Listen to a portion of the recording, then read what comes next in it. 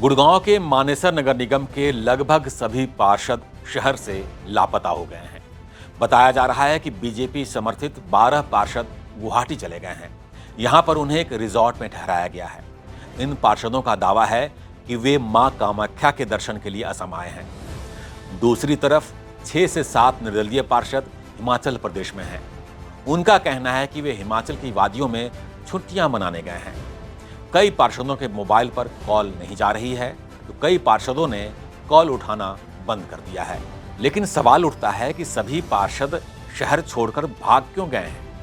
क्या ये वाकई यात्रा है या फिर सभी पार्षद सियासी सेफ हाउस में हैं? दरअसल ये लड़ाई है दो रावों की, गुड़गांव के सांसद और केंद्रीय मंत्री राव इंद्रजीत और गुड़गांव के ही बादशाहपुर के विधायक और हरियाणा के कैबिनेट मंत्री राव नरवीर की। दोनों राव हैं तो बीजेपी में ही, लेकिन दोनों की पुरानी राजनीतिक वर्चस्व की लड़ाई फिलहाल चरम पर है और गुड़गांव जिले की इस सियासी लड़ाई का अखाड़ा बना है मानेसर नगर निगम। आइए समझते हैं कि ये सियासी उठापटक क्यों हो रही है और कैसे हो रही है। मानेसर नगर निगम के चुनाव इस साल मार्च में हुए। इस बार पहली बार मेयर का चुनाव जनता ने डायरेक्ट किया। इससे पहले पार्षद मेयर का चुनाव करते थे। मेयर चुनाव में निर्दलीय उम्मीदवार डॉक्टर इंद्रजीत कौर ने बीजेपी के सुंदरलाल यादव को 2000 से ज्यादा वोटों से हरा दिया। डॉक्टर इंद्रजीत कौर जो मानेसर की मेयर हैं, वो खुद को राव इंद्रजीत का समर्थक बताती हैं। बीजेपी के सुंदरलाल यादव को जिताने के लिए बीजेपी के बड़े बड़े नेताओं ने पूरी ताकत लगाई, लेकिन जीत डॉक्टर इंद्रजीत कौर की हुई, क्योंकि ऐसा बताया जाता है कि उनको राव इंद्रजीत का समर्थन हासिल था। लेकिन अब ये नया बवाल क्यों मच गया है, जिसके कारण पार्षद गुड़गांव छोड़कर असम और हिमाचल प्रदेश में डेरा डाले हुए हैं? ऐसा हो रहा है सीनियर डिप्टी मेयर और डिप्टी मेयर के चुनाव के कारण। मानेसर नगर निगम के पार्षद सीनियर डिप्टी मेयर और डिप्टी मेयर का चुनाव करेंगे, लेकिन ये चुनाव बीजेपी के दो राव साहबों की वर्चस्व की लड़ाई में तब्दील हो गई है।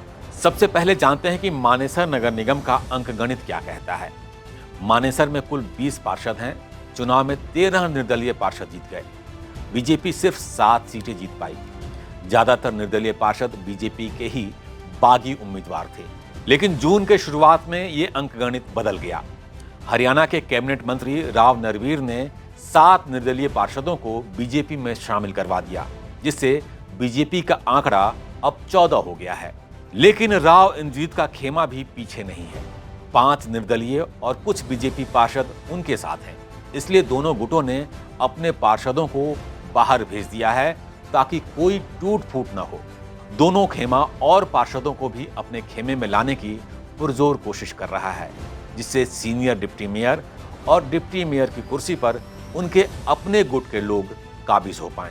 इस बीच मानेसर नगर निगम की मेयर डॉक्टर इंद्रजीत कौर ने गुरुग्राम मंडल आयुक्त को चिट्ठी लिखकर तत्काल सीनियर डिप्टी मेयर और डिप्टी मेयर के चुनाव के लिए बैठक बुलाने की मांग करती है। इसके बाद से गुड़गांव की राजनीति में हलचल और तेज हो गई है। दो राव साहब की लड़ाई का खामियाजा मानेसर नगर निगम और बीजेपी दोनों को भुगतना पड़ रहा है। सीनियर डिप्टी मेयर और डिप्टी मेयर नहीं होने के कारण कई अहम मुद्दों पर कोई फैसला नहीं हो पा रहा है, जिसका बुरा असर मानेसर के विकास कार्यों पर भी पड़ रहा है। दूसरी तरफ बीजेपी की छवि भी खराब हो रही है, जो इस बात का लगातार दावा करती रहती है कि उनकी पार्टी बहुत ही अनुशासित पार्टी है। चाहे कुछ भी हो, दोनों पक्ष अपनी ताकत दिखाने और बढ़ाने में लगे हुए हैं और पार्षद बरसात के मौसम में शहर से गायब हैं। क्या इसी को राजनीति कहते हैं? इस बारे में आप क्या सोचते हैं?